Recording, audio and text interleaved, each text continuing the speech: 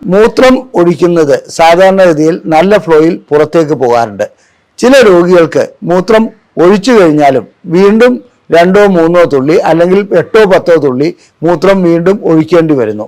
മൂത്രം ഒഴിച്ചു കഴിഞ്ഞാലും വീണ്ടും ഒഴിക്കണം തോന്നുന്നു. അതുപോലെ തന്നെ മൂത്രസഞ്ചിയിൽ മൂത്രം പരിപൂർണമായി പോകാതെ അവിടെ കെട്ടിക്കിടക്കുന്നു. എൻ്റെ ലിംഗത്തിൻ്റെ അറ്റത്തൊരു വേദന, വൃഷ്ണത്തിൽ വേദന, അതുപോലെ തന്നെ ഈ വേദന ശുക്ലം പോകുമ്പോൾ അനുഭവപ്പെടാറുണ്ട്. ഈ ആൻറ്റിജൻ ടെസ്റ്റ് ചെയ്യുകയാണെങ്കിൽ നമുക്ക് ഏറെക്കുറെ ഒരു രൂപം കിട്ടും. അത് കുറവാണെങ്കിൽ ശരി, കൂടുതലാണെങ്കിൽ തീർച്ചയായിട്ടും മറ്റേ ബയോപ്സി അങ്ങനെയുള്ള കാര്യങ്ങളിലേക്ക് പോയി പ്രോസ്റ്റേറ്റ് ക്യാൻസർ ആണോ എന്നുള്ളത് രോഗനിർണയം നടത്തണം. അതിനനുസരിച്ചുള്ള ചികിത്സകളിലേക്ക് പോകണം.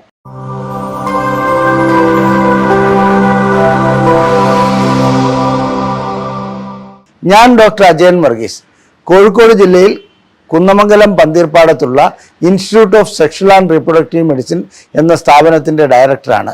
International association of sexual medicine practitioners modern medicine എന്ന അസോസിയേഷൻ്റെ അഖിലേന്ത്യാ ചെയർമാനുമാണ്. പ്രോസ്റ്റേറ്റ് ഗ്രന്ഥിയെക്കുറിച്ചാണ് ഞാനിന്ന് നിങ്ങളോട് വിശദീകരിക്കാൻ ഉദ്ദേശിക്കുന്നത്. മൂത്രം ഒഴിക്കുന്നത് സാധാരണഗതിയിൽ നല്ല ഫ്ലോയിൽ പുറത്തേക്ക് പോകാറുണ്ട്. ചില രോഗികൾക്ക് മൂത്രം ഒഴിച്ചു കഴിഞ്ഞാലും വീണ്ടും 2-3 തുള്ളി അല്ലെങ്കിൽ 8-10 തുള്ളി മൂത്രം വീണ്ടും ഒഴിക്കേണ്ടി വരുന്നു. അതുപോലെ തന്നെ ഇത്തരം വ്യക്തികൾക്ക് രാത്രി കാലങ്ങളിൽ സുഖമായ ഉറക്കം ലഭിക്കാതെ മൂത്രമൊഴിക്കുവാൻ വേണ്ടി എഴുന്നേൽക്കേണ്ടി വരുന്നു. മറ്റ് വേദനകളൊന്നുമില്ലെങ്കിൽ തന്നെ ഇത്തരം ലക്ഷണങ്ങൾ പ്രോസ്റ്റേറ്റ് ഗ്രന്ഥിയുടെ അസുഖങ്ങളാണ്. ഇതുകൂടാതെ ലിംഗാഗ്രത്തിൽ വേദന വരുന്നു. അതുപോലെ തന്നെ നേരത്തെ ലൈംഗിക ബന്ധത്തിൽ ആവശ്യത്തിന് സമയമുണ്ടായിരുന്ന വ്യക്തികൾക്ക് സമയം ലഭിക്കാതെ വരുന്നു. 8-10 മിനിറ്റ് ലഭിച്ചിരുന്ന വ്യക്തികൾ ഇപ്പോൾ 1-2 മിനിറ്റ്, ചിലപ്പോൾ അതിൽ കുറവായിട്ട് കാണപ്പെടുന്നു. ഇതാണ് പ്രോസ്റ്റേറ്റിനെ ബാധിക്കുന്ന ചില അസുഖങ്ങൾ. രോഗികൾ വേദനയില്ലാതെ തന്നെ അല്ലെങ്കിൽ ഒരു വേദനയും പ്രശ്നങ്ങളും ഇല്ലാതെ തന്നെ മൂത്രതടസ്സം അനുഭവപ്പെടുമ്പോൾ ആദ്യം മനസ്സിലാക്കേണ്ടത് പ്രോസ്റ്റേറ്റ് ഗ്രന്ഥിക്ക് പ്രശ്നങ്ങൾ ഉണ്ടായിക്കൊണ്ടിരിക്കുകയാണെന്നുള്ളതാണ്. ആ പ്രോസ്റ്റേറ്റ് ഗ്രന്ഥിയുടെ പ്രശ്നങ്ങൾ എന്തെല്ലാമാണ്, അതിനെക്കുറിച്ചാണ് ഇന്ന് ഞാൻ വിശദീകരിക്കാൻ പോകുന്നത്. അപ്പോൾ നമുക്ക് ആദ്യമായി ചോദിക്കേണ്ടത്, എന്താണ് ഈ പ്രോസ്റ്റേറ്റ് ഗ്രന്ഥി? പ്രോസ്റ്റേറ്റ് ഗ്രന്ഥി ലളിതമായി പറയുകയാണെങ്കിൽ ഇത് സാധാരണഗതിയിൽ നമ്മുടെ ലൈംഗികതയുമായിട്ട് നേരിട്ട് ബന്ധമില്ലെങ്കിലും ഒരു ലൈംഗിക അവയവത്തിൻ്റെ ഭാഗം തന്നെയാണെന്ന് പറയാം. ആദ്യത്തെ ചോദ്യം, ഇത് എവിടെയാണ് സ്ഥിതി ചെയ്യുന്നത്?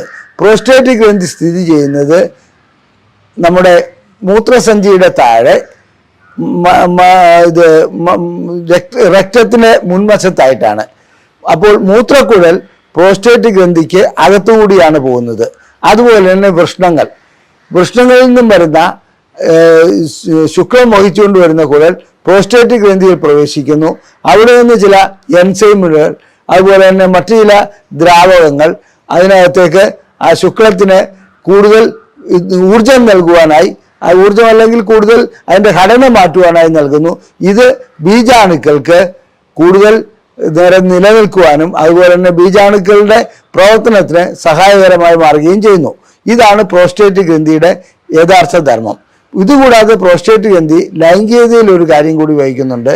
ഏറ്റവും പൊട്ടൻ്റ് ആയിട്ടുള്ള അല്ലെങ്കിൽ ഏറ്റവും ശക്തിയായിട്ടുള്ള ടെസ്റ്റോസ്റ്ററോണിൻ്റെ ഒരു ഘടകം, അതായത് DHT എന്ന് പറയും, ഡൈഹൈഡ്രോ ടെസ്റ്റോസ്റ്ററോൺ ഉൽപ്പാദിപ്പിക്കുന്നത്, അഥവാ ടെസ്റ്റോസ്റ്ററോണിനെ കൺവേർട്ട് ചെയ്തിട്ട് DHT ഉണ്ടാക്കുന്നതും പ്രോസ്റ്റേറ്റ് ഗ്രന്ഥി തന്നെയാണ്. അപ്പോൾ ഇത് എവിടെ സ്ഥിതി ചെയ്യുന്നുള്ളതെന്ന് നാം മനസ്സിലാക്കി കഴിഞ്ഞു. അതുപോലെ ഇതിൻ്റെ ധർമ്മങ്ങൾ എന്താണെന്ന് മനസ്സിലാക്കി കഴിഞ്ഞു. സാധാരണ രീതിയിൽ ഒരു ഉപദ്രവവും ഉണ്ടാക്കാതെ ഈ പ്രവർത്തനങ്ങൾ നടന്നു പോയിക്കൊണ്ടേയിരിക്കും. എന്നാൽ ഒരു 50 വയസ്സാകുന്ന വ്യക്തിയെ സംബന്ധിച്ചിടത്തോളം 40 വയസ്സ് മുതൽ തുടങ്ങും. ഏതെങ്കിലും ഒരു ദിവസം മൂത്രമൊഴിക്കുമ്പോൾ അദ്ദേഹത്തിന് ഒരു നേരിയ തോതിൽ മൂത്രതടസ്സം അനുഭവപ്പെടുന്നു. ഇത്തരം മൂത്രതടസ്സം അനുഭവപ്പെടുന്ന വ്യക്തിയെ സംബന്ധിച്ചിടത്തോളം അത് സാരമല്ല, മറ്റെന്തെങ്കിലും പ്രശ്നങ്ങളായിരിക്കും, അല്ലെങ്കിൽ ഒരു ചെറിയ രീതിയിലുള്ള മൂത്രക്കടച്ചിൽ അനുഭവപ്പെടുന്നു, ഇതിനെയൊക്കെ അവഗണിക്കുകയാണ് ചെയ്യാറുള്ളത്. ഇത് ലൈംഗികമായിട്ടുള്ള ഒരു പ്രശ്നങ്ങളുമില്ലെങ്കിലും ഈ മൂത്രതടസ്സം ആദ്യമായി അനുഭവപ്പെടുമ്പോൾ ഒരു 50 വയസ്സിനടുത്ത വ്യക്തിയാണെങ്കിൽ 40 വയസ്സ് മുതൽ തുടങ്ങാറുണ്ട്.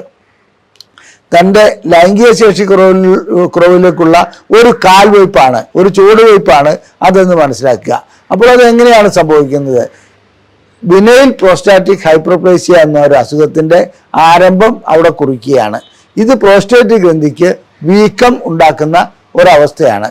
അപ്പോൾ എങ്ങനെയാണ് ഈ വീക്കം ഉണ്ടാക്കുന്നത് എന്നുള്ളത് ഞാൻ പിന്നീട് വിശദീകരിക്കാം. അതിനു മുമ്പ് നമുക്ക് പ്രോസ്റ്റേറ്റിനെ പ്രോസ്റ്റേറ്റിനെ ബാധിക്കുന്ന അസുഖങ്ങൾ എന്തെല്ലാമാണെന്നുള്ളത് നമുക്കൊന്ന് പരിശോധിച്ച് നോക്കാം. പ്രോസ്റ്റേറ്റിനെ ബാധിക്കുന്ന അസുഖങ്ങളിൽ ഒന്ന് പ്രോസ്റ്റാറ്റൈറ്റിസ്, അതായത് പ്രോസ്റ്റേറ്റിന് അണുബാധ ഉണ്ടാകുന്നു അല്ലെങ്കിൽ പ്രോസ്റ്റേറ്റിന് വീക്കമുണ്ടാകുന്നു, ഇത്തരം അസുഖങ്ങൾ. അടുത്തതായിട്ട് BPH, ബിനൈൻ പ്രോസ്റ്റാറ്റിക് ഹൈപ്പർപ്ലാസിയ എന്ന് പറഞ്ഞാൽ, ഈ ഹൈപ്പർപ്ലാസിയ എന്ന് പറഞ്ഞാൽ അതിന് ആ ഗ്രന്ഥി വളരുകയാണ്, പക്ഷേ അത് ക്യാൻസർ അല്ല. അപ്പോൾ വളരുന്നതോടുകൂടി എന്ത് സംഭവിക്കുന്നു വെച്ചാൽ ഇതിനകത്തുകൂടിയാണ് മൂത്രക്കുഴൽ പോകുന്നത്, ശുക്ലത്തിൻ്റെ കൊള്ളുകൾ അതിൽ കൂടെയാണ് പോകുന്നത്. അപ്പോൾ ആ കൊള്ളുകളെ ഇത് ഞെരിച്ചമർത്തുന്നു. അതുകൊണ്ട് വേണ്ടത്ര ഫ്ലോ ലഭിക്കാതെ വരുന്നു. മൂത്രം ഒഴിച്ചു കഴിഞ്ഞാലും വീണ്ടും ഒഴിക്കണം തോന്നുന്നു. അതുപോലെ തന്നെ മൂത്രസഞ്ചിയിൽ മൂത്രം പരിപൂർണമായി പോകാതെ അവിടെ കെട്ടിക്കിടക്കുന്നു. തന്മൂലം അണുബാധ മൂത്രസഞ്ചിയിൽ ഉണ്ടാകുന്നു. മൂത്രസഞ്ചിയുടെ ആ ഭിത്തികൾക്ക് ചിലപ്പോൾ തടിപ്പ് ഉണ്ടാകുന്ന ഒരവസ്ഥയിലേക്ക് വരെ അത് പോകുന്നു. ഇനി പ്രോസ്റ്റേറ്റിസിന് മറ്റൊരിതുണ്ട്, അത് 3 തരത്തിലുണ്ട്. അത് അക്യൂട്ട് പ്രോസ്റ്റേറ്റൈറ്റിസ് ഉണ്ട്, ക്രോണിക് പ്രോസ്റ്റേറ്റൈറ്റിസ് ഉണ്ട്, അതുപോലെ തന്നെ CPPS എന്ന് പറയുന്ന വേറൊരു രൂപത്തിലുള്ള പ്രോസ്റ്റേറ്റൈറ്റിസ് ഉണ്ട്. അതിന് അണുബാധയൊന്നും അവിടെ ഉണ്ടാകണമെന്നേ ഇല്ല. മറ്റേ രണ്ടും അണുബാധ ഉണ്ടാകുന്നതുകൊണ്ടാണ്. ഇനി അടുത്ത, അപ്പോൾ നമ്മൾ പ്രോസ്റ്റേറ്റൈറ്റിസിനെ കുറിച്ച് പറഞ്ഞു തന്നു. ബിനൈൽ ഹൈപ്പർപ്ലാസിയ, അതായത് BPH, അത് സാധാരണ കണ്ടുവരുന്ന ഒരു അസുഖമാണ്, അർബുദമല്ല എന്ന് പറഞ്ഞു കഴിഞ്ഞു. ഇതുകൂടാതെ ശരിയായ ഒരു അർബുദ രോഗവും കൂടി പ്രോസ്റ്റേറ്റ് ഗ്രന്ഥിക്ക് ബാധിക്കാറുണ്ട്. അത് 3 തരത്തിലുണ്ട്. എന്നാലും ശരി, ആ തരങ്ങൾ എന്തെങ്കിലും ആട്ടെ, അതിനെക്കുറിച്ച് ഞാൻ പിന്നീട് വിശദീകരിക്കാം. അത്തരം അർബുദം ബാധിക്കുകയാണെങ്കിൽ അതിന് ലൈംഗിക ശേഷിയെ മാത്രമല്ല ശരീരത്തിൻ്റെ മൊത്തം പ്രവർത്തനങ്ങളെ ബാധിക്കുന്ന രീതിയിലാണ് പ്രോസ്റ്റേറ്റിൻ്റെ അർബുദം ബാധിക്കുന്നത്. എന്നിരുന്നാലും ഈ അർബുദ രോഗം ചികിത്സിച്ച് മാറ്റാവുന്ന ഒരു അസുഖം മാത്രമാണ്. ഇത് പ്രോസ്റ്റേറ്റിനെ സംബന്ധിച്ചിടത്തോളം വളരെയധികം സ്പ്രെഡ് ചെയ്ത് അങ്ങനെ പ്രശ്നങ്ങൾ ഉണ്ടാക്കുന്ന ഒരു അർബുദ രോഗമല്ല. പ്രോസ്റ്റേറ്റ് ഗ്രന്ഥി മൂലമുണ്ടാകുന്ന അസുഖങ്ങൾ എങ്ങനെയാണ് ലൈംഗികതയെ ബാധിക്കുന്നത്, ഏതെല്ലാം തരത്തിലുള്ള ലൈംഗിക പ്രശ്നങ്ങളാണ് പ്രോസ്റ്റേറ്റ് ഗ്രന്ഥി മൂലം ഉണ്ടാകുന്നതെന്ന് നമുക്ക് പരിശോധിക്കാം. പ്രോസ്റ്റേറ്റ് ഗ്രന്ഥിക്ക് പ്രശ്നങ്ങൾ ഉണ്ടായിക്കഴിഞ്ഞാൽ ലൈംഗികമായിട്ടുള്ള ശേഷിക്കുറവുണ്ടാവും. ഞാൻ നേരത്തെ സൂചിപ്പിച്ചിരുന്നു, ഏറ്റവും പൊട്ടൻ്റായിട്ടുള്ള ഒരു ഹോർമോൺ, അതായത് DHT എന്ന ഹോർമോൺ ഉൽപ്പാദിപ്പിക്കുന്നത്, അല്ലെങ്കിൽ അതിനെ ടെസ്റ്റോസ്റ്ററോണിനെ മാറ്റി DHT ആക്കുന്നത് പ്രോസ്റ്റേറ്റാണ്. ആ പ്രോസ്റ്റേറ്റിൻ്റെ ആ പ്രവർത്തനം മന്ദീഭവിക്കുന്നതോടുകൂടി തീർച്ചയായിട്ടും ലൈംഗിക ശേഷിക്കുറവ് അനുഭവപ്പെടും. ഇതുകൂടാതെ ശീഘ്രസ്ഖലനം അനുഭവപ്പെടുന്നതിലും പ്രോസ്റ്റേറ്റ് ഗ്രന്ഥിയുടെ അസുഖങ്ങൾ, അതായത് പ്രോസ്റ്റേറ്റൈറ്റിസ്, അതിന് പങ്കുവഹിക്കുന്നുണ്ടെന്നാണ് കണക്കിലാക്കപ്പെടുന്നത്.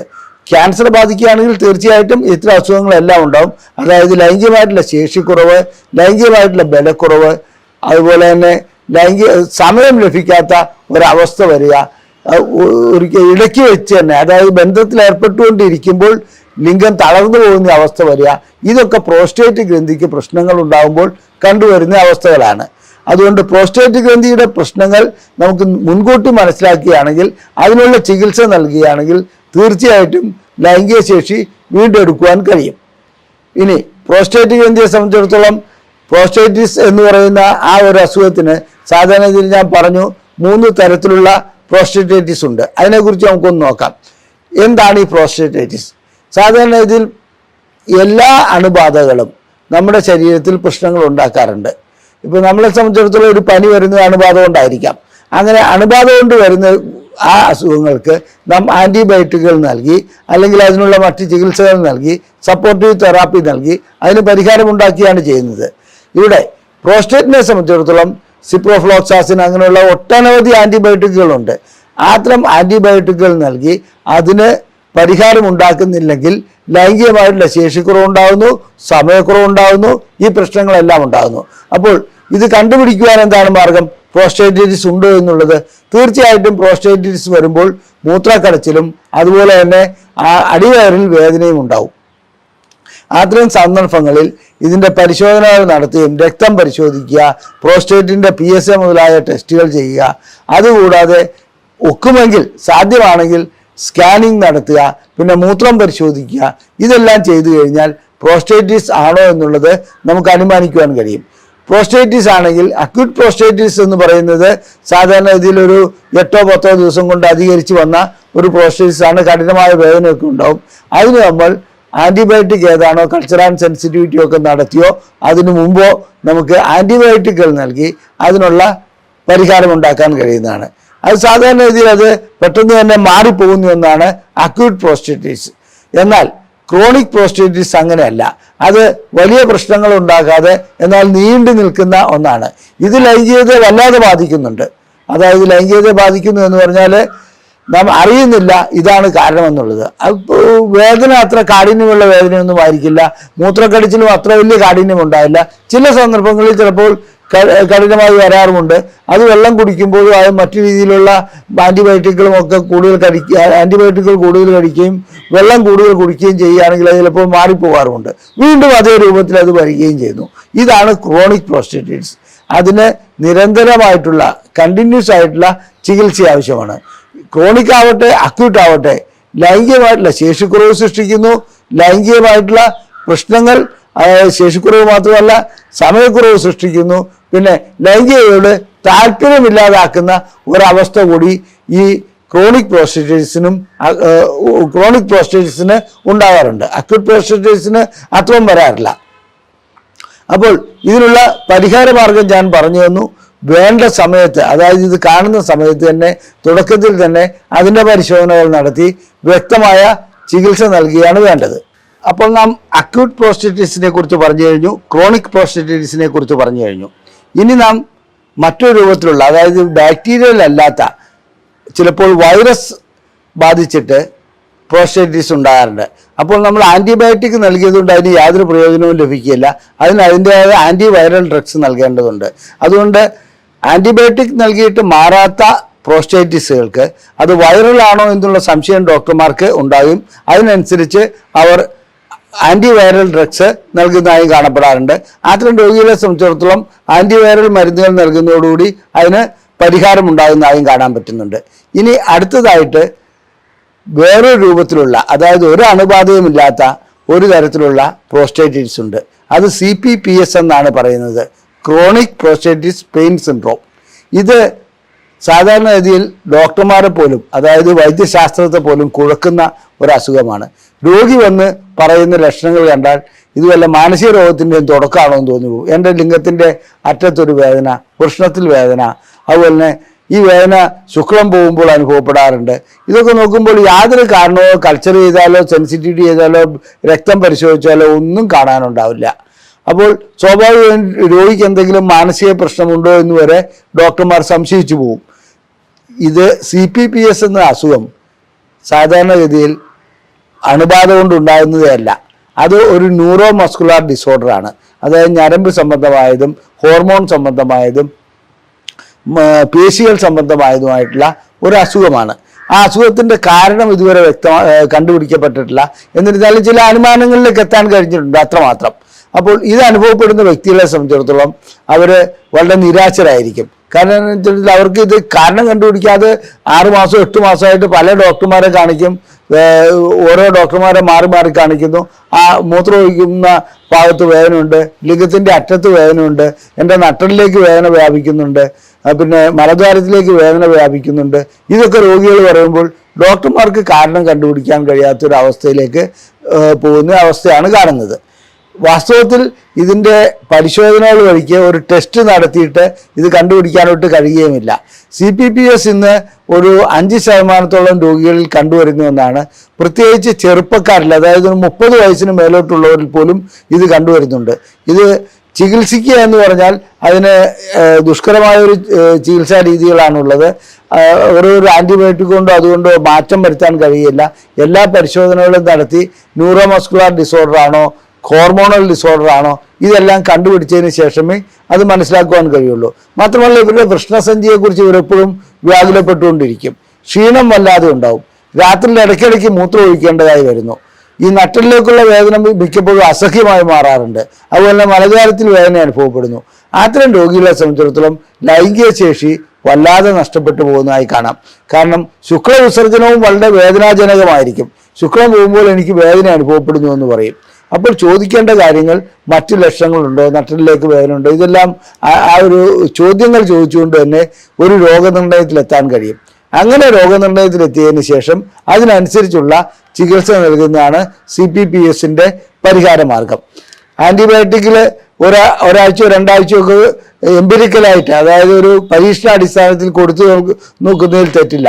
അതുകൊണ്ട് ഫലം കാണുന്നില്ലെങ്കിൽ തീർച്ചയായിട്ടും ഈ CPPS ആണോ എന്നുള്ളത് നാം മറ്റ് മാർഗങ്ങളിലൂടെ കണ്ടെത്തേണ്ടതുണ്ട്.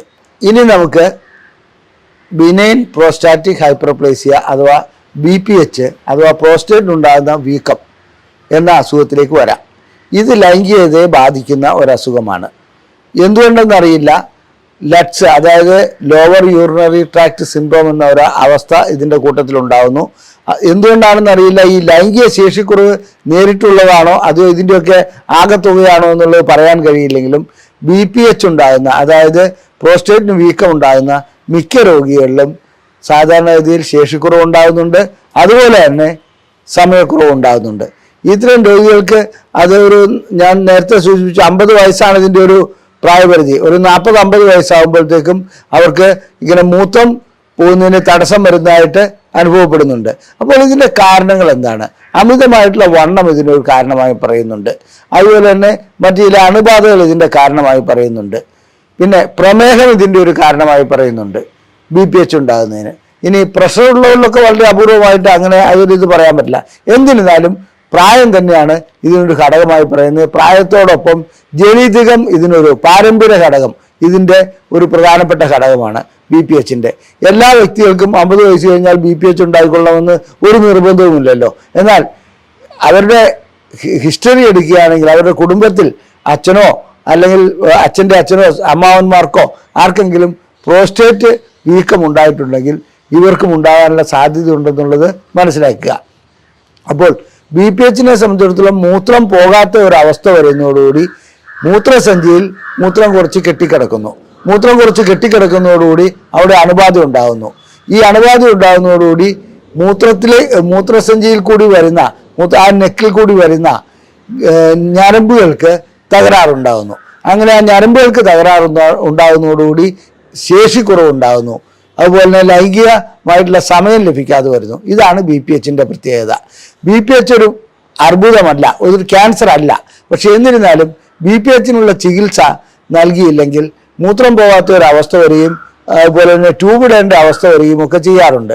അതുകൊണ്ട് BPHനുള്ള ചികിത്സ ഇത് കണ്ടുപിടിക്കുന്നതോടൊപ്പം തന്നെ നൽകുന്നതാണ് ഏറ്റവും ഉത്തമം. ഇനി BPHന് നൽകുന്ന ചികിത്സകൾ ലൈംഗിക ശേഷിക്കുറവിനെ ബാധിക്കുമോ?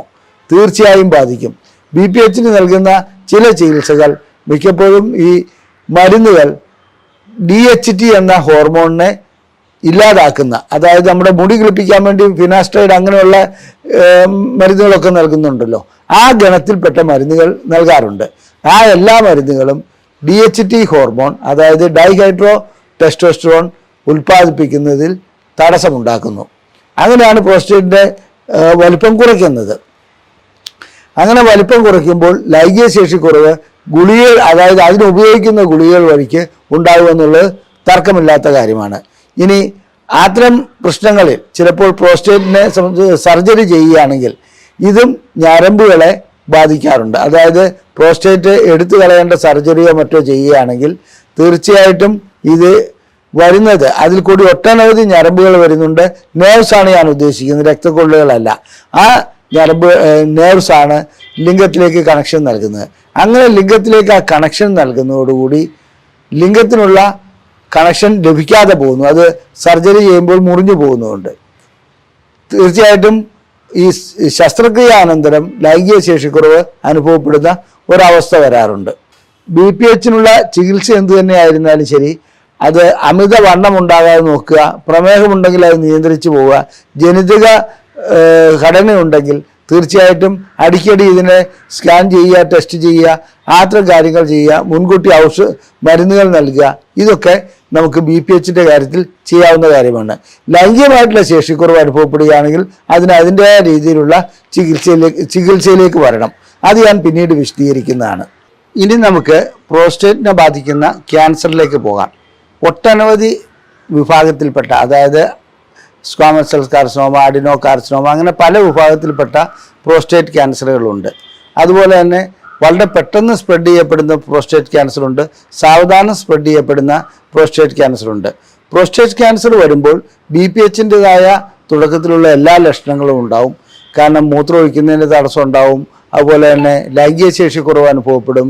ഇതുകൂടാതെ വേദന ചില ഭാഗങ്ങളിൽ നിന്ന് വരും. പിന്നെ രാത്രിയിൽ എഴുന്നേറ്റ് ഇടയ്ക്കിടയ്ക്ക് മൂത്രം ഒഴിക്കേണ്ടതായി വരും.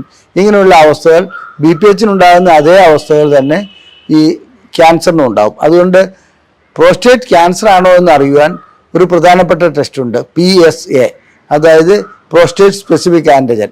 ഈ ആൻറ്റിജൻ ടെസ്റ്റ് ചെയ്യുകയാണെങ്കിൽ നമുക്ക് ഏറെക്കുറെ ഒരു രൂപം കിട്ടും.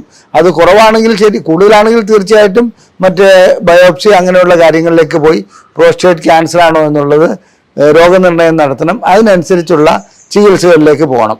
ഞാൻ പറഞ്ഞു പ്രോസ്റ്റേറ്റ് ക്യാൻസർ തീർച്ചയായിട്ടും മറ്റ് ലിവറിനെ ബാധിക്കുന്ന ക്യാൻസർ പോലെ അത്ര അപകടകാരിയല്ല എന്ന് ചികിത്സിച്ച് മാറ്റാൻ കഴിയുന്നതാണ്. എന്നിരുന്നാലും ഇത് ലൈംഗികതയെ സാരമായി ബാധിക്കുന്നുണ്ട്. ചികിത്സാനന്തരം ചിലപ്പോൾ ലൈംഗിക ശേഷി വീണ്ടെടുക്കാൻ കഴിയാത്ത അവസ്ഥയിലേക്കും അത് പോകാറുണ്ട്. കാരണം പ്രോസ്റ്റേറ്റിനുള്ള ചികിത്സയിൽ 3 തരത്തിലുള്ള, പ്രോസ്റ്റേറ്റ് ക്യാൻസറിനുള്ള ചികിത്സയിൽ 3 തരത്തിലുള്ള ചികിത്സയാണ് ചെയ്യാറുള്ളത്. 1 സർജറി ചെയ്യുന്നു, 2 കീമോതെറാപ്പി ചെയ്യുന്നു, 3 റേഡിയേഷൻ ചെയ്യുന്നു. ഈ സർജറി ചെയ്യുന്നതോടുകൂടി അവിടെയുള്ള ഞരമ്പുകൾക്കെല്ലാം തന്നെ പ്രശ്നങ്ങൾ ഉണ്ടാകുന്നു, ഞരമ്പുകൾ മുറിഞ്ഞു പോകുന്നു. അത് ഞാൻ നേരത്തെ സൂചിപ്പിച്ചിരുന്നു. അതുകൊണ്ട് തന്നെ ലൈംഗിക ശേഷിക്കുറവ് അനുഭവപ്പെടുന്നതായി കാണാം. ഇന്ന് റോബോട്ടിക് സർജറിയൊക്കെ നിലവിൽ വന്നിട്ടുണ്ട്. എന്നിരുന്നാലും ഞരമ്പുകൾക്ക് ക്ഷതമേക്കാതെ ഇത് മാത്രമായി, അതായത് പ്രോസ്റ്റേറ്റിനെ മാത്രമായി നീക്കം ചെയ്യുന്ന ഒരു ശസ്ത്രക്രിയ പരിപൂർണമായി വിജയിച്ചിട്ടില്ല. എന്നാലും വിദഗ്ധമായ ചില സമ്പ്രദായങ്ങൾ ഇന്ന് നിലവിൽ വന്നിട്ടുണ്ട്. പ്രോസ്റ്റേറ്റ് രോഗികളെ സംബന്ധിച്ചിടത്തോളം അവരുടെ ലൈംഗികത നഷ്ടപ്പെടുത്താതെ അതായത് സർജറി ചെയ്യുന്ന ചില മെത്തേഡുകൾ, ചില രീതികൾ റോബോട്ട്സിൻ്റെ സഹായത്തോടുകൂടി ഇന്ന് നിലവിൽ വന്നിട്ടുണ്ട്. അത് അത്രത്തോളം അങ്ങ് വിജയിച്ചിട്ടില്ലെങ്കിൽ കൂടി ഇത് നമുക്കൊരു ഭാവിയിലൊരു അത് പ്രതീക്ഷിക്കാവുന്ന കാര്യമാണ്. നമുക്കൊരു വാഗ്ദാനമാണ് നൽകുന്നുണ്ടത്.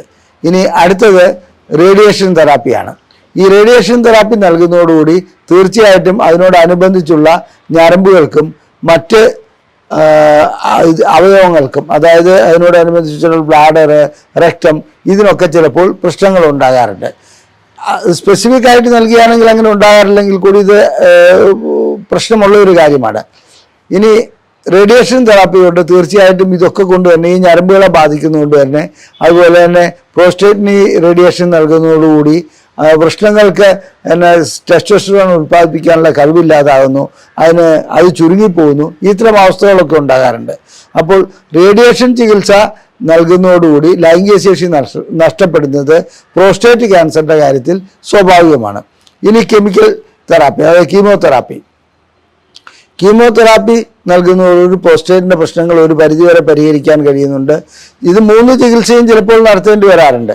എന്നാൽ കീമോതെറാപ്പിക്കുമുള്ള പ്രശ്നം ഇത് തന്നെയാണ്, ലൈംഗിക ശേഷിക്കുറവ് അതിൻ്റെ കൂടപ്പിറപ്പാണ്. കാരണം ഈ നൽകുന്ന മരുന്നുകൾ തീർച്ചയായിട്ടും ടെസ്റ്റോസ്റ്ററോൺ ഉൽപ്പാദനത്തെ ബാധിക്കാറുണ്ട്, അതുപോലെ തന്നെ ശരീരത്തിൻ്റെ മറ്റവസ്ഥകളെ ബാധിക്കാറുണ്ട്, ശാരീരികമായ ക്ഷീണമുണ്ടാക്കാറുണ്ട്. ഇതെല്ലാം കഴിയുന്നതോടുകൂടി ലൈംഗികമായിട്ടുള്ള ശേഷിക്കുറവ് അനുഭവപ്പെടും. അപ്പോൾ പ്രോസ്റ്റേറ്റ് ക്യാൻസറിന് ഓപ്പറേഷൻ ചെയ്താലും ശരി, റേഡിയോതെറാപ്പി ചെയ്താലും ശരി, കീമോതെറാപ്പി ചെയ്താലും ശരി, ലൈംഗികമായിട്ടുള്ള ശേഷിക്കുറവ് അവിടെ ഉടലെടുക്കുന്നുണ്ട്. ഇനി നമുക്ക് ലൈംഗികമായിട്ടുള്ള ശേഷിക്കുറവ് എടുത്ത ഇത്തരം രോഗികൾക്ക് ഒരു റീഹാബിലിറ്റേഷൻ നടത്താൻ കഴിയുമോ, അതായത് വീണ്ടും ലൈംഗികമായിട്ടുള്ള ഇത് വീണ്ടെടുക്കാൻ കഴിയുമോ എന്നുള്ളത് നമുക്ക് ചിന്തിക്കാവുന്ന കാര്യമാണ്. അതിൻ്റെ മെത്തേഡുകളെക്കുറിച്ച് ഞാൻ വിശദീകരിക്കുന്നതാണ്. ഈ കൂട്ടത്തിൽ തന്നെ പ്രോസ്റ്റേറ്റിൻ്റെ ക്യാൻസറിനുള്ള ഒരു ചികിത്സയിൽ, അല്ലെങ്കിൽ BPHനൊക്കെയുള്ള ചികിത്സയിൽ ADT എന്ന ഒരു ചികിത്സാ സമ്പ്രദായമുണ്ട്, ആൻറ്റിജൻ ഡിപ്രിസിയേഷൻ തെറാപ്പി. ഒന്നുമില്ല, ടെസ്റ്റോസ്റ്ററോണിൻ്റെ അളവ് കുറയ്ക്കുകയാണ് അത് ചെയ്യുന്നത്. അപ്പോൾ അങ്ങനെ അളവ് കുറയ്ക്കുന്നതുകൊണ്ട് പ്രോസ്റ്റേറ്റിൻ്റെ വലിപ്പം കുറയുന്നു. ആ രീതിയിലുള്ള ഒരു ചികിത്സാ മാർഗം ഉപയോഗിക്കാറുണ്ട്. ദൗർഭാഗ്യകരമെന്ന് പറയട്ടെ, ആ ചികിത്സ വഴിക്ക് ലൈംഗിക ശേഷി പരിപൂർണമായും നഷ്ടപ്പെടുന്നതായും കണ്ടുവരുന്നുണ്ട്. കാരണം ടെസ്റ്റോസ്റ്ററോൺ ലൈംഗികതയ്ക്ക് അത്യാവശ്യ ഘടകമാണ്. എന്നാൽ ഒരു വ്യക്തിയുടെ ജീവൻ രക്ഷിക്കുവാനും മറ്റു കാര്യങ്ങൾക്കും ഇത് വളരെയധികം ഉപകാരപ്പെടുന്ന ഒരു സംഭവമാണ്. ഇനി നമുക്ക് പ്രോസ്റ്റേറ്റ് രോഗങ്ങളുള്ളവർക്ക് എന്തെല്ലാം ചികിത്സകളാണ് നൽകുന്നത്, അതുപോലെ തന്നെ അതിന് ഏതെല്ലാം മാർഗങ്ങളിലേക്കാണ് പോകുന്നത്, അവർക്ക് ലൈംഗികമായിട്ടുള്ള അവരുടെ പ്രശ്നങ്ങൾ വീണ്ടെടുക്കാൻ കഴിയുമോ എന്നുള്ളതാണ്. ഞാൻ തുടക്കത്തിൽ സൂചിപ്പിച്ചു, സാധാരണ രീതിയിലുള്ള പ്രോസ്റ്റേറ്റിസ് ആണെങ്കിൽ അതിന് ആൻറ്റിബയോട്ടിക്കുകൾ കൊണ്ട് ചികിത്സ നടത്താം. അതുപോലെ തന്നെ മറ്റു രീതിയിലുള്ള ക്രോണിക് പ്രോസ്റ്റേറ്റിസ് ആണെങ്കിൽ അതിൻ്റെതായ പരിശോധനകൾ നടത്തി ഏതാണോ റെസിസ്റ്റൻ്റ് ആയിട്ടുള്ള ബാക്ടീരിയ അല്ലെങ്കിൽ അണു എന്നുള്ളത് കണ്ടുപിടിച്ചിട്ട് അതിനുള്ള ചികിത്സകൾ നടത്താൻ കഴിയും. ഈ രണ്ട് പ്രശ്നങ്ങൾക്കും ആൻറ്റിബയോട്ടിക് കൊണ്ടുള്ള ചികിത്സ മാത്രമേ സാധ്യമാകുന്നുള്ളൂ, അതിൻ്റെ ആവശ്യമേ ഉള്ളൂ. ഇനി അടുത്തത് CPPS എന്നുള്ള രോഗം ഡോക്ടർമാരെ കൊടുക്കുന്നു എന്നാണെന്ന് ഞാൻ പറഞ്ഞു. അതിനെ സംബന്ധിച്ചിടത്തോളം അതിൻ്റെതായ ചികിത്സ പല രൂപത്തിലുണ്ട്. അത് അല്പം കോംപ്ലിക്കേറ്റഡ് ആണ്, അതുകൊണ്ട് ഞാനിവിടെ അത് കൂടുതലായി വിശദീകരിക്കാൻ നിൽക്കുന്നില്ല. ഇനി BPH നൽകുന്നത് തീർച്ചയായിട്ടും ടെസ്റ്റോസ്റ്ററോൺ ലെവൽ കുറയ്ക്കുന്ന ചില മരുന്നുകളാണ്. ആ മരുന്നുകളെല്ലാം തന്നെ ലൈംഗിക ശേഷിക്കുറവ് ഉണ്ടാക്കുന്നതാണ്. എന്നിരുന്നാലും താൽക്കാലികമായ ലൈംഗിക ശേഷിക്കുറവ് ഉണ്ടാക്കുന്നുണ്ടെങ്കിൽ കൂടി പ്രശ്നം പരിഹരിക്കേണ്ടതുണ്ടല്ലോ. അതുകൊണ്ട് പ്രോസ്റ്റേറ്റ് രോഗം വരാതെ നോക്കുക എന്നുള്ളതാണ് ഏറ്റവും നല്ല കാര്യമെന്ന് ഇവിടെ സൂചിപ്പിക്കട്ടെ, BPH മറ്റും. ഇനി അതിനുശേഷം പ്രോസ്റ്റേറ്റ് ക്യാൻസർ വന്നു കഴിഞ്ഞാൽ തീർച്ചയായിട്ടും ചിലപ്പോൾ പ്രോസ്റ്റേറ്റ് ഗ്രന്ഥി നീക്കം ചെയ്യേണ്ടി വരാറുണ്ട്. അല്ലെങ്കിൽ റേഡിയോ തെറാപ്പി ചെയ്യുന്നു, കീമോതെറാപ്പി ചെയ്യുന്നു. ഇതെല്ലാം കഴിഞ്ഞു വരുന്ന ഒരു രോഗിക്ക് ലൈംഗികമായിട്ടുള്ള ചികിത്സ നൽകി അവർക്ക് വീണ്ടും ഉത്തേജനം ഉണ്ടാക്കാൻ കഴിയുമോ എന്നുള്ളതാണ് ചോദിക്കുന്നത്. അതിനിടയ്ക്ക് സർജറി ഒക്കെ ചെയ്തു കഴിഞ്ഞാൽ സാധാരണ ഇതിൽ മൂത്രം പോകുമ്പോൾ അതായത് ഉള്ള തടസ്സമൊക്കെ നീങ്ങിക്കിട്ടുമെങ്കിലും ശുക്ലവിസർജനത്തിൽ ശുക്ലം ചിലപ്പോൾ ലിംഗത്തിൽ കൂടി പുറത്തേക്ക് വരാതെ യൂറിനറി ബ്ലാഡറിലേക്ക് അഥവാ മൂത്രസഞ്ചിയിലേക്ക് തിരിച്ചു പോകുന്ന ഒരവസ്ഥ വരാറുണ്ട്. അതിന് റിട്രോഗ്രേഡ് ഇജാക്കുലേഷൻ എന്നാണ് പറയുന്നത്. അതായത് അവർക്ക് ഡ്രൈ ഓർഗാസമാണ് ഉണ്ടാകുക. അവരെ സംബന്ധിച്ചിടത്തോളം ശുക്ലം പുറത്തേക്ക് പോകുമ്പോൾ അവർക്ക് അനുഭൂതി ലഭിക്കും, പക്ഷേ ശുക്ലം ഒട്ടും പുറത്തേക്ക് വരില്ല, അത് നേരെ മൂത്രസഞ്ചിയിലേക്ക് പോകുന്നു. അത് ശസ്ത്രക്രിയ ചെയ്തതിന് ശേഷം കൂടുതലായി കാണപ്പെടുന്നുണ്ട്. അതിനുള്ള പരിഹാര മാർഗം അത്ര എളുപ്പമുള്ളതല്ല. ഇനി മറ്റൊരു കാര്യം, ഇത് മൂത്രം പരിശോധിക്കുകയാണെങ്കിൽ ഇതിനകത്ത് ശുക്ലം വന്നിട്ടുള്ള ബീജാണുക്കൾ ഉണ്ടോ എന്ന് നോക്കി അത് നമുക്ക് മനസ്സിലാക്കുവാൻ കഴിയാറുണ്ട്. ഇനി ഈ ശസ്ത്രക്രിയ ചെയ്ത വ്യക്തികൾക്ക്, അതായത് ഈ റേഡിയോ തെറാപ്പി ചെയ്ത വ്യക്തികൾക്ക് അല്ലെങ്കിൽ കീമോതെറാപ്പി ചെയ്ത വ്യക്തികൾക്ക് വീണ്ടും ലൈംഗിക ജീവിതം ആസ്വദിക്കാൻ കഴിയുമോ എന്നുള്ളത് ഒരു പ്രധാനപ്പെട്ട ചോദ്യമാണ്. അതിന് ചിലരെ സംബന്ധിച്ചിടത്തോളം അതായത് PD5 ഇൻഹിബിറ്റേഴ്സ്, അതായത് വയാഗ്ര പോലെയുള്ള ഗുളികകൾ ഫലം ചെയ്ത് കാണുന്നുണ്ട്, വളരെ അപൂർവമാണെങ്കിൽ കൂടി. എന്നാൽ ചിലർക്ക് ഇൻട്രാകാവണസ് ഇഞ്ചക്ഷൻ, ലിംഗത്തിലേക്ക് ഒരു ഇഞ്ചക്ഷൻ വയ്ക്കുന്നുണ്ട്. 3 ഘടകങ്ങളടങ്ങിയ ഒരു ഇഞ്ചക്ഷനാണത്. അത് വയ്ക്കുന്നതോടുകൂടി അവർക്ക് ലിംഗം ഉയർന്നു വരുന്നതായി കാണുന്നുണ്ട്. എന്നിരുന്നാലും കൂടുതലായും ഇത്തരം വ്യക്തികൾക്ക് ഇംപ്ലാന്റ് ശസ്ത്രക്രിയ ചെയ്യുന്നതാണ് നന്നായി കാണുന്നത്, അത് പ്രയോജനം ലഭിക്കുന്നതായി കാണുന്നത്. അതല്ലാതെ മറ്റു മാർഗങ്ങൾ അതിനകത്തില്ല. ഞാനിവിടെ വിശദീകരിച്ചത് പ്രോസ്റ്റേറ്റ് ഗ്രന്ഥിയും അതിനെ ബാധിക്കുന്ന അസുഖങ്ങളും അതെങ്ങനെ ലൈംഗികതയെ ബാധിക്കുന്നു എന്നുള്ളതുമാണ്. നിങ്ങൾക്ക് ലൈംഗികമായിട്ടുള്ള ഏതെങ്കിലും അസുഖമോ പ്രശ്നങ്ങളോ ഉണ്ടെങ്കിൽ ഞങ്ങൾ അതിനുള്ള ചികിത്സ നൽകുന്നുണ്ട്. ഏത് രൂപത്തിലുള്ള ആവട്ടെ, ശേഷിക്കുറവാവട്ടെ, സമയക്കുറവാവട്ടെ, ലിംഗത്തിൻ്റെ മറ്റു പ്രശ്നങ്ങളാവട്ടെ, ലിംഗത്തിൽ അനുഭവപ്പെടുന്ന വേദനയാകട്ടെ, ഇതിനെല്ലാമുള്ള ചികിത്സ ഞങ്ങൾ നൽകുന്നുണ്ട്. സ്ത്രീകൾക്കാകട്ടെ പുരുഷന്മാർക്കാകട്ടെ ലൈംഗികമായിട്ടുള്ള എന്ത് പ്രശ്നമാകട്ടെ അതിനുള്ള ചികിത്സ നൽകുന്ന ഒരു സ്ഥാപനമാണ് ISRM. കോഴിക്കോട് ജില്ലയിൽ കുന്ദമംഗലം പന്തീർപ്പാടത്താണ് ഇത് സ്ഥിതി ചെയ്യുന്നത്. ഞങ്ങളുടെ നമ്പർ ഇവിടെ നൽകിയിട്ടുണ്ട്. അതിൽ നിങ്ങൾക്ക് ഫോൺ ചെയ്ത് ബുക്ക് ചെയ്യാവുന്നതാണ്. എന്തെങ്കിലും പ്രശ്നങ്ങൾ അറിയുവാനാണെങ്കിൽ, എന്തെങ്കിലും സംശയങ്ങൾ ചോദിക്കുവാനാണെങ്കിൽ അതിൽ വാട്സപ്പ് ചെയ്യുകയാണെങ്കിൽ ഞങ്ങളതിന് 1-2 ദിവസത്തിനുള്ളിൽ മറുപടി നൽകുന്നതാണ്. ഇത്തരം ചികിത്സകൾ മറച്ചു വെക്കേണ്ട ഒന്നല്ല. ലൈംഗികമായിട്ടുള്ള പ്രശ്നങ്ങൾ വരുമ്പോൾ സ്വാഭാവികമായിട്ടും ആളുകൾ ജാള്യത മൂലം അത് മറച്ചു വയ്ക്കാറുണ്ട്. അത് പ്രശ്നങ്ങൾ കൂടുതൽ വഷളാക്കുകയുള്ളൂ. മാത്രമല്ല, തുടക്കത്തിൽ കാണുന്ന അത്തരം പ്രശ്നങ്ങൾ, ശേഷിക്കുറവ്, സമയമില്ലായ്മ, ഇത്തരം പ്രശ്നങ്ങൾ അനുഭവപ്പെടുമ്പോൾ തന്നെ അതിന് ചികിത്സ നൽകുകയാണെങ്കിൽ നമുക്ക് പ്രോസ്റ്റേറ്റ് ഗ്രന്ഥിയെ മാത്രമല്ല അതുപോലെ തന്നെ അത് പടർന്നു പിടിച്ച് മറ്റ് അസുഖങ്ങളിലേക്ക് പോകുന്നതിനെ കൂടി തടയാൻ കഴിയുമെന്നുള്ളത് ഞാനിവിടെ സൂചിപ്പിച്ചു കൊള്ളട്ടെ. നന്ദി, നമസ്കാരം.